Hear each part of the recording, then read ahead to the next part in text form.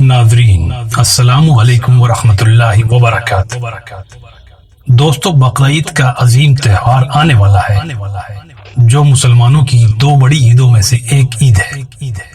اس موقع پر ہر مسلمان اللہ کی رضا کے لیے قربانی کرتے ہیں، پر میرے عزیز دوستو، اس بقرعید پر کچھ لوگ ایسی غلطیاں کر دیتے ہیں جن کی وجہ سے ان کی قربانی مکروہ ہو جاتی ہے یا سرے سے ہوتی ہی نہیں۔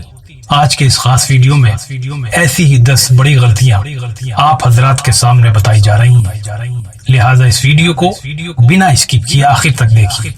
مزید اس ویڈیو کو زیادہ سے زیادہ سوشل میڈیا پر شیئر کیجیے تاکہ یہ ویڈیو زیادہ سے زیادہ مسلمانوں کے پاس پہنچ سکے۔ تو ناظرین، وہ 10 بڑی غلطیاں یہ ہیں۔ بقرعید کے موقع پر دوسرے مذاہب کے لوگوں کے جذبات یا بھاوناؤں کا خیال کریں، کیونکہ دوستو ہم ایک ایسے دیش میں، ایک ایسے خطے میں رہتے ہیں جہاں سبھی طرح کے مذاہب کے لوگ ہمارے ساتھ یا آس پاس رہتے ہیں۔ اس لیے ہمیں بقرعید کے موقع پر کوئی ایسا کام نہیں کرنا جس سے غیر مذاہب کے لوگوں کے جذبات یا بھاوناؤں کو ٹھیس پہنچے۔ اور اسلامی نظریے سے دیکھا جائے تو ہمیں پتہ ہونا چاہیے کہ ہمارا مذہب یہی سکھاتا ہے کہ دوسرے مذاہب کا بھی احترام کیا جائے۔ نمبر 2، دوستو بقرعید کے اس موقع پر آج یہ دعا ضرور کریں کہ اللہ رب العزت تمام مسلمانوں کی عید خیر اور نہایت آسانی اور سکون کے ساتھ عطا فرمائے، آمین۔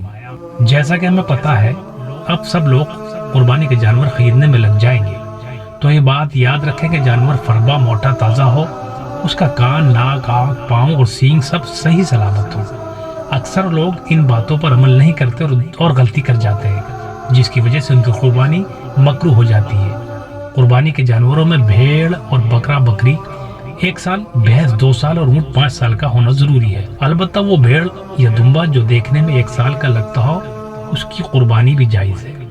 نمبر 3، دوستو آپ اس بات کا بھی خیال رکھیں کہ اس جانور کی قربانی نہ کریں جس پر انڈین گورنمنٹ کی طرف سے روک ہو، یعنی جس جانور کی قربانی کی اجازت ہماری گورنمنٹ ہمیں نہیں دیتی، اس جانور کی قربانی ہمیں نہیں کرنی۔ نمبر 4، آپ صلی اللہ علیہ وسلم نے فرمایا 4 طرح کے جانور کی قربانی نہیں کرنی چاہیے۔ پہلا یہ ہے کہ جو جانور لنگڑا ہو، دوسرا یہ ہے کہ جس جانور میں بھینگا پن ظاہر ہو، تیسرا یہ ہے کہ جو جانور بیمار ہو، چوتھا یہ کہ جو جانور کمزور ہو یعنی دبلا پتلا ہو یا اس کی ہڈیوں پر گوشت نہیں دکھتا ہو۔ نمبر 5، دوستو بقرعید کے موقع پر ہر مسلمان اس بات کا بھی خیال رکھے کہ قربانی میں استعمال ہونے والے اوزار جیسے چھری، چاقو یا چاپڑ وغیرہ کھلے میں نہ رکھیں، نہ کھلے میں کہیں لے کر جائیں، بلکہ ان سب اوزاروں کو کسی مضبوط تھیلے میں ہی ایک جگہ سے دوسری جگہ لے جائیں۔ اور جانور کے سامنے قربانی سے پہلے جانور کو چھری دکھانا یا اس کے سامنے چھری پر دھار لگانا قطعی غلط ہے۔ اسی طرح سے قربانی بھی کھلے میں نہ کریں، گھر میں کریں، یا گلی میں اگر کرنی ہے تو قنات یا پردے کا استعمال ضرور کریں تاکہ باہر کا کوئی شخص آپ کا یہ عمل کرتے ہوئے نہ دیکھ سکے۔ نمبر 6، دوستو 10 ذی الحجہ سے 12 ذی الحجہ تک قربانی کے ایام ہیں، یعنی جو حضرات پہلے دن قربانی نہ کر سکے وہ دوسرے یا پھر تیسرے دن قربانی کر سکتے ہیں۔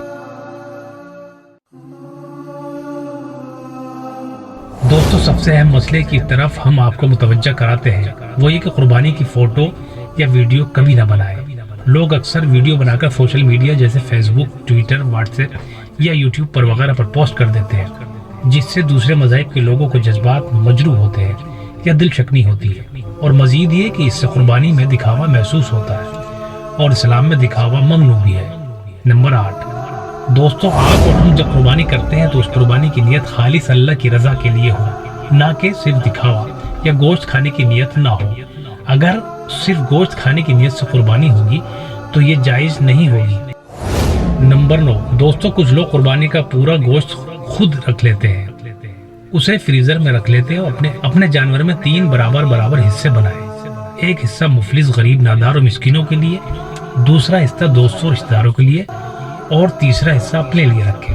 نمبر 10، دوستو بقرعید کے بابرکت دنوں میں آپ کو یہ بھی دھیان رکھنا ہے کہ قربانی کرنے والے کو 1 ذی الحجہ سے 12 ذی الحجہ تک یا جب تک اس کا جانور قربان نہ ہو جائے تب تک اپنے ناخن اور بال نہ کاٹے۔